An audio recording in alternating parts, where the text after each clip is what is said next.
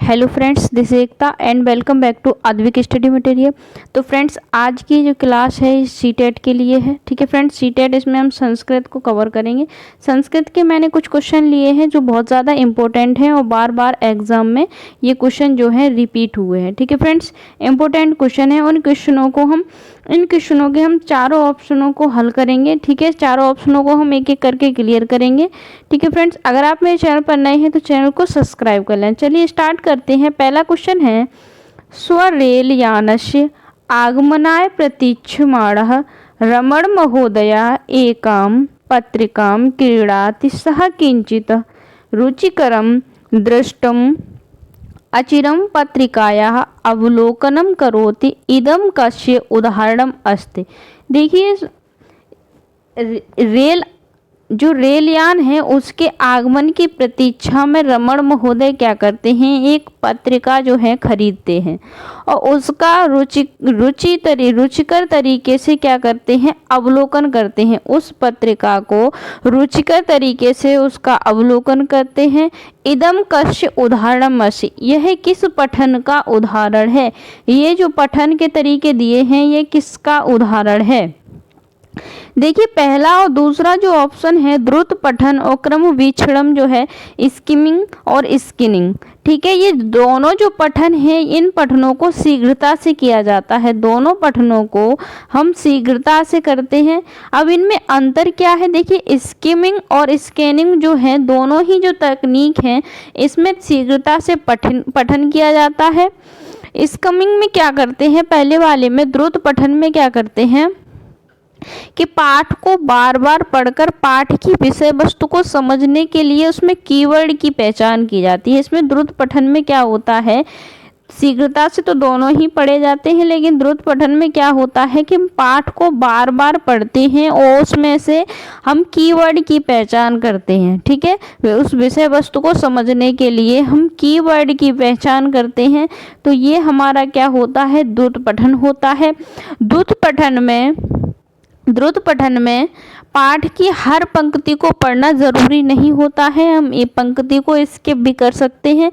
तो ये हमारा कौन सा पठन होता है, स्किमिंग पठन। ठीक है फ्रेंड्स, ये कौन सा होता है, स्किमिंग पठन। और स्कैनिंग क्या होता है, स्कैनिंग होता है इसमें छात्र को हर पंक्ति पढ़ने की आवश्यकता होती है। इसमें क्या करते हैं कि हम पंक्ति को क्या कर सकते हैं, स्किप कर सकते हैं, हर पंक्ति को पढ़ने की आवश्यकता नहीं होती है। लेकिन स्कैनिंग में क्या होता है कि इसमें हर पंक्ति को पढ़ने की आवश्यकता होती है।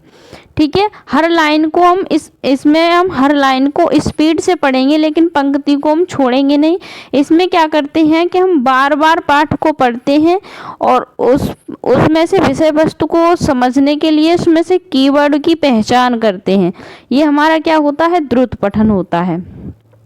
और विस्तृत पठन क्या होता है, विस्तृत पठन होता है इसमें हम विस्तृत पठन में चीज़ों को पाठ को हम आनंद के लिए पढ़ते हैं और सामान्य पठन कौशल की विकसित करने के लिए हम विस्तृत पठन करते हैं। व्यापक पठन जो हमारा सामान्य पठन कौशल होता है इसको विकसित करने के लिए हम ये पठन करते हैं।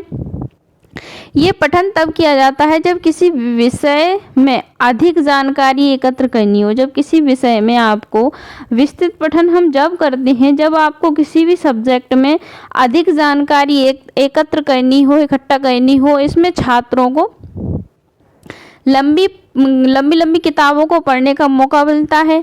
इसमें क्या करते हैं कि इसमें लंबे समय तक पढ़ने की प्रक्रिया होती है। ये विस्तृत पठन क्या होता है कि ये जो है लंबे समय तक पढ़ने की प्रक्रिया है। इसमें हम लंबे पाठों को पढ़ते हैं। ठीक है, तो ये होता है हमारा विस्तृत पठन।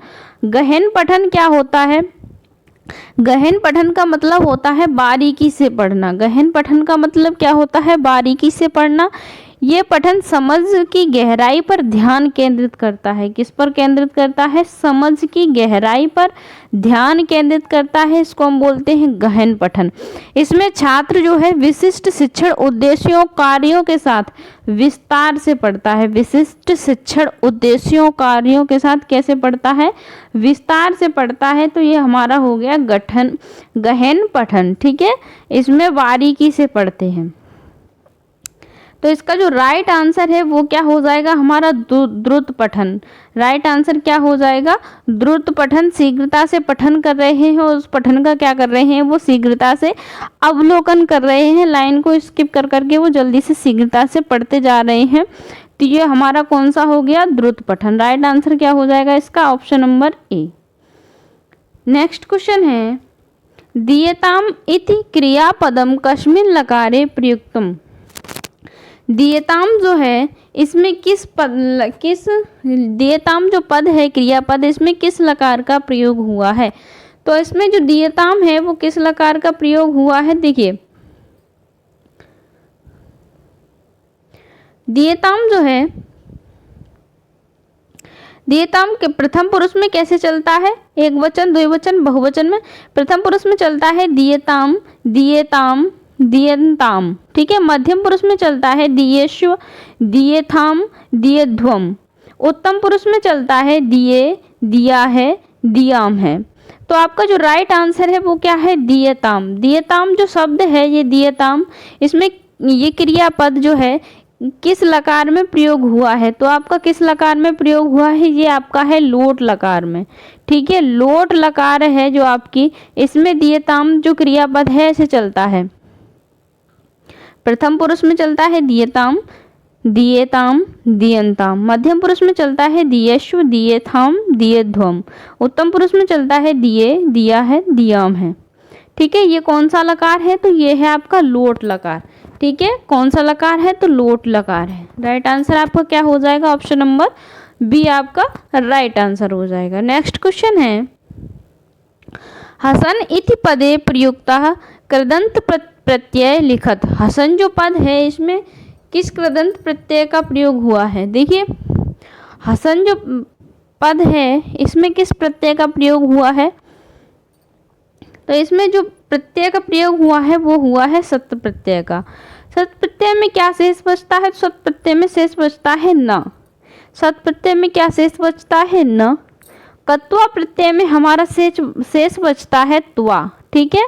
कत्वा प्रत्यय के हम उदाहरण बात करें तो पठित्वा, तक्त्वा, दत्वा, गत्वा, खादित्वा। तो इसमें जो लास्ट में जो शेष बचता है वो क्या बचता है, त्वा बचता है। तो हम पहचान जाते हैं कौन सा प्रत्यय है, तो ये कत्वा प्रत्यय है। श्रुत प्रत्यय में बता दिया ना शेष बचता है। सानच प्रत्यय में शेष बचता है मानः, ठीक है। सानच प्रत्यय के उदाहरण है शेवमान है, पचमान है, लाभमान है, ठीक है। ये हमारे सानच प्रत्यय के उदाहरण है। त्यक्त प्रत्यय में जो शेष बचता है वो बचता है तः। पठितः, नीतः, दृष्टतः, दृष्टः, गतः, नतः। ये हमारे त्यक्त प्रत्यय के उदाहरण हैं। नेक्स्ट क्वेश्चन है फ्रेंड्स, अगर आप मेरे चैनल पर नए हैं, आपने मेरे चैनल को सब्सक्राइब नहीं किया है तो सब्सक्राइब जरूर कर लेना। नेक्स्ट क्वेश्चन है, चतुर्णाम इति पदे का विभक्ति प्रयुक्तः। चतुर्णाम जो पद है इसमें किस विभक्ति का प्रयोग हुआ है। देखिए चतुर्णाम जो पद है, देख लीजिए ध्यान से, चतुर्णाम, ठीक है। चतुर्णाम जो पद है इसमें किस विभक्ति का प्रयोग हुआ है। तो इसमें जो चतुर्णाम है, आप इसका जो रूप चलता है चत्वारः, चत्वारि, क्या हो रहा है, ठीक है। आपको देखना कौन सा है, चतुर्णाम, ठीक है, चतुर्णाम। तो जो चतुर्णाम है आपको दिख रहा होगा, ठीक है, सर्कल कर दिया है। ये किस विभक्ति में प्रयुक्त हुआ है, तो ये षष्ठी विभक्ति में प्रयुक्त हुआ है। षष्ठी विभक्ति पुल्लिंग में, ठीक है। संस्कृत में कितने लिंग होते हैं, तो संस्कृत में 3 लिंग होते हैं, पुल्लिंग, स्त्रीलिंग और नपुंसक लिंग, ठीक है। संस्कृत में 3 लिंग होते हैं, पुल्लिंग, स्त्रीलिंग और नपुंसक लिंग। तो जो चतुर्णाम पद है वो किस विभक्ति का है, षष्ठी विभक्ति पुल्लिंग का, ठीक है। तो इसका जो राइट आंसर है वो क्या हो जाएगा, ऑप्शन नंबर ए आपका जो है राइट आंसर हो जाएगा। नेक्स्ट क्वेश्चन है, सेवकः इत्यस्य समानार्थकम पदम चित्वा लिखते। देखिए सेवकः जो शब्द है इसका समानार्थक जो पद है वो कौन सा है, भृत्यः, राजा, कृषकः, मंत्री। देखिए समानार्थ, सेवका का जो समानार्थक शब्द है आपका जो राइट आंसर है वो है भृत्या। भृत्या का मतलब होता है नौकर। भृत्य का मतलब क्या होता है? नौकर। और सेवकः का जो समानार्थक शब्द पूछा है तो समानार्थक क्या हो जाएगा? नौकर आपका। इसको संस्कृत में बोलते हैं भृत्यः। नेक्स्ट क्वेश्चन है भाषा अधिग्रहण युक्ति केन प्रतिपादितम। तो भाषा अधिग्रहण जो युक्ति है इसका प्रतिपादन किसने किया? तो इसका जो प्रतिपादन है वाइगोत्स्की, पाव्लोव, चोम्स्की, जीन पियाजे। तो इसका जो प्रतिपादन किया था वो किसने किया था? नोम चोम्स्की ने। किसने किया था? नोम चोम्स्की ने। तो इसका जो राइट आंसर है वो क्या हो जाएगा? ऑप्शन नंबर डी इसका, सॉरी ऑप्शन नंबर सी इसका राइट आंसर हो जाएगा। इस सिद्धांत के प्रतिपादन की बात करें तो ये 1959 में इसका प्रतिपादन होता है। कौन करते हैं? तो नोम चोम्स्की सिद्धांत का प्रतिपादन करते हैं। इनके अनुसार क्या, इन्होंने सिद्धांत के अनुसार क्या बताया कि बालक में भाषा सीखने की जो क्षमता होती है वो बचपन से होती है, जन्मजात होती है, बचपन से होती है। ठीक है फ्रेंड्स, तो इसका जो राइट आंसर है वो क्या हो जाएगा? Option number C. So friends, thank you for watching. मिलते हैं नेक्स्ट वीडियो में।